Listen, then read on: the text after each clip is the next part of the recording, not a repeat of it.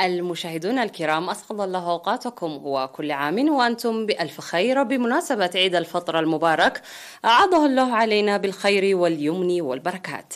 نشرة الأخبار نقدمها لكم من الفضائية الإريترية ونستهلها كالمعتاد بأهم وأبرز العناوين.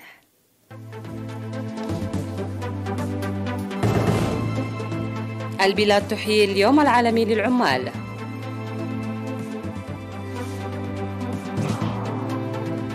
تنظيم نفير تنموي بعيد العمال في مندفرة وقندع. تطور رعاية الأمومة والطفولة في تسني. ثاني هجوم هوسكابول خلال يومين عشية عيد الفطر. وسط مخاوف من البلقان، صربيا تعرض صواريخ صينية متطورة. رئيس وزراء اليابان يزور جنوب شرق آسيا. أحيت البلاد اليوم الأول من مايو اليوم العالمي للعمال نتقوى بتنظيم وفعالية الأداء بالعمل. وفي الحفل الذي جرى بالمناسبة في مكتب الكونفدرالية الوطنية للعمال بحضور الوزراء وكبار المسؤولين في الجبهة والمسؤولون الآخرون، قال رئيس الكونفدرالية السيد تخست بايري إن الأول من مايو هو يوم يقوم فيه العمال بسماع صوتهم وتأكيد جهودهم وتجديد عهدهم في حياتهم السياسية والاجتماعية والاقتصادية والثقافية. وأشاد بالمساهمة المتفانية لعمال إريتريا في كافة جوانب التعبئة دون الانتظار للتعويض. وأشاد المدير العام لقسم العمل في وزارة العمل والرعاية الاجتماعية السيد والديوسوس بالوعي الذي أبداه العمال وأرباب العمل في التنظيم والمرونة لتجاوز مصاعب وباء كورونا الاقتصادية والاجتماعية، موصيا العمال لتحويل التحديات إلى فرص وتقوية التأطير، مؤكدا وقوف وزارة العمل والرعاية الاجتماعية إلى جانبهم لتحقيق ذلك. وذكر المستشار القانوني في اتحاد أرباب العمل السيد سولومون كفلي المسؤولية التي يلقيها يوم العمال على أصحاب العمل والعمال، مناشدا العمال وأصحاب العمل مواصلة الوعي الذي أظهروه لحل خلافاتهم بالتفاهم.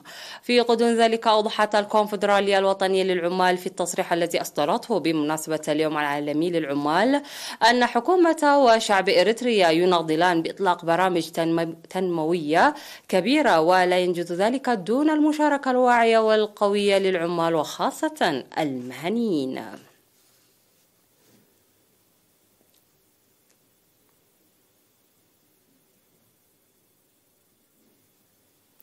نظم في مديريتي مندفرة وقندع نفير تنموي بمناسبة الأول من مايو اليوم العالمي للعمال.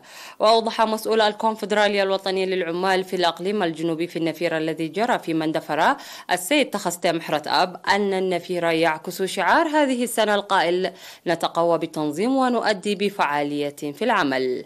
ونظم نفير مماثل في مديرية قندع بمشاركة عمال شركة سجن للإنشاءات ومؤسسة دونغولو للنجارة ومصنع الطوب ومصنع الرخام وأعضاء إدارة مدينة قندع، حيث جرى النفير في مقبرة الشهداء في جبهة قندع.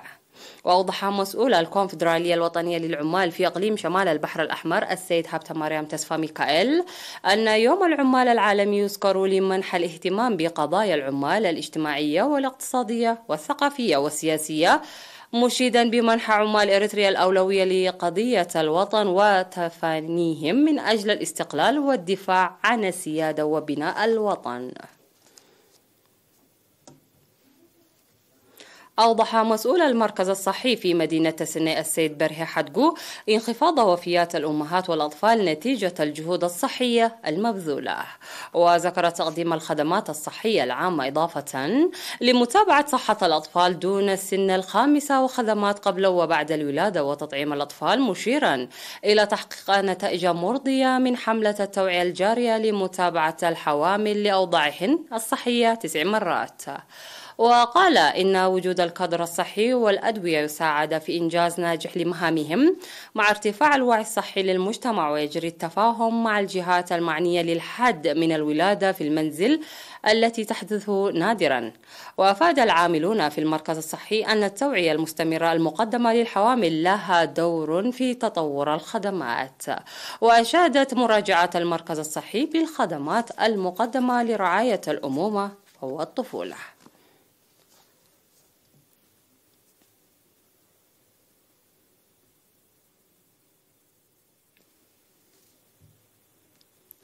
قدم الإريتريون المقيمون في ألمانيا 76 ألف نقفة للمحتاجين في منطقة أفلبا في مديرية دكمحرة بمناسبة عيد الفصح وعيد الفطر.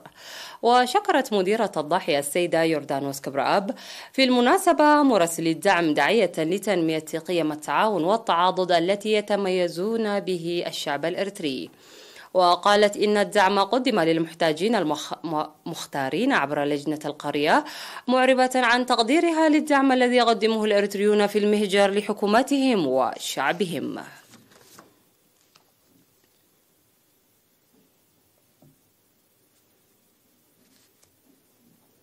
أحدثت الأمطار المصحوبة بالعواصف التي هطلت في 28 من أبريل الأضرار على المنازل والمواشي، ودمر 70 منزلا بالكامل في ضاحية الحرقالة، وتدمير جزئي لحوالي 90 منزل، وتدمير 3 فصول دراسية. كما جرفت السيول 98 رأسا من الأغنام والماعز و7 أبقار. سيداتي سادتي، هذه كانت أخبارنا المحلية. فاصل قصير من ثم نعود لمتابعة الأنباء على الصعيد العالمي، رجاء ابقوا معنا.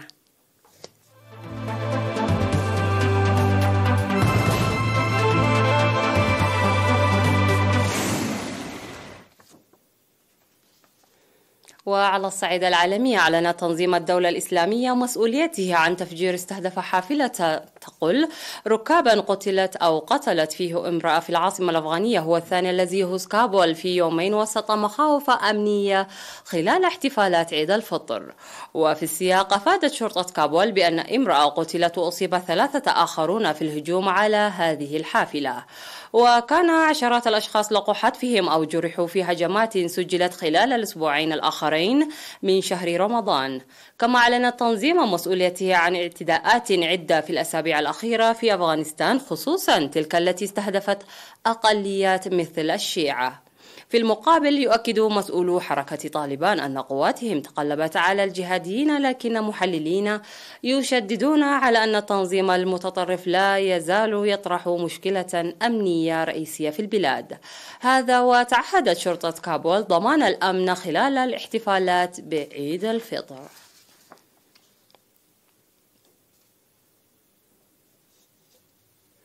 عرضت صربيا علنا نظاما صاروخيا صينيا مضادا للطائرات تم تسليمه مؤخرا، مما أثار مخاوف القرب بين بعض جيران صربيا من أن تكديس الأسلحة في البلقان يمكن أن يهدد السلام الهش في المنطقة.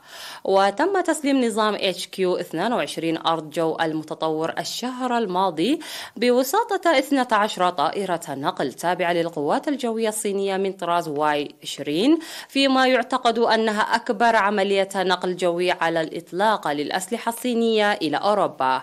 وقال الرئيس الصربي ألكسندر فوتشيتش في نهاية عرض الأسلحة في مطار عسكري بالقرب من بلغراد إن الصواريخ الصينية بالإضافة إلى المعدات العسكرية الأخرى التي تم تسليمها مؤخرا لا تشكل تهديدا لأي شخص ولا تمثل سوى رادع قوي ضد المهاجمين المحتملين.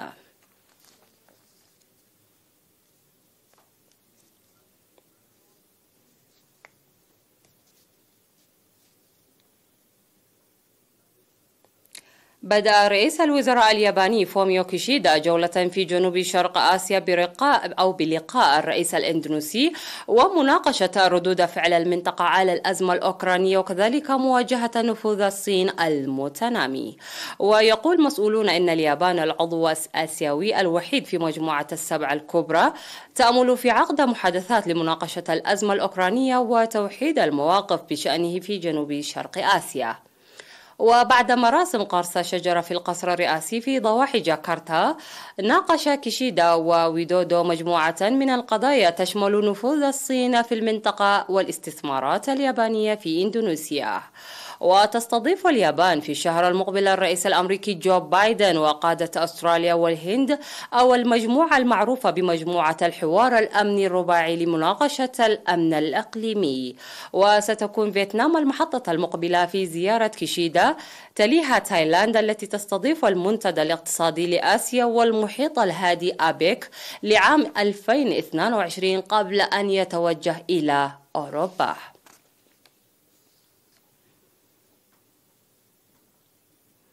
أعلنت الصين أنها أرسلت بنجاح 5 أقمار اصطناعية إلى مدار محدد من منصة في بحر الصين الشرقي. وذكرت وكالة الأنباء الصينية شينخوا إنه تم إطلاق سلسلة الأقمار الصناعية من سلسلة جيلين وان غافون بواسطة الصاروخ الحامل لونغ مارش 11، ودخلت المدار المخطط لها بنجاح. وستقدم الأقمار الصناعية خدمات بيانات الاستشعار عن بعد التجارية لقطاعات من بينها مسح موارد الأراضي والتخطيط الحضري ورصد الكوارث. ويعد هذا الإطلاق المهمة رقم 418 لسلسلة الصواريخ الحاملة لونغ مارش.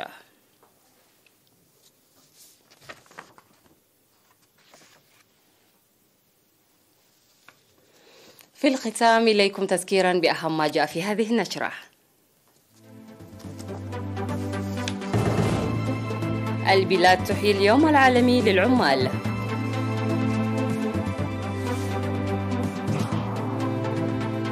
تنظيم نفير تنموي بعيد العمال في مندفرة وقندع. تطور رعاية الأمومة والطفولة في تسني. ثاني هجوم هوس كابول خلال يومين عشية عيد الفطر. وسط مخاوف البلقان صربيا تعرض صواريخ صينية متطورة. رئيس وزراء اليابان يزور جنوب شرقي آسيا. انتهت النشرة، قدمتها لكم حنان عمر جيلاني، إلى اللقاء.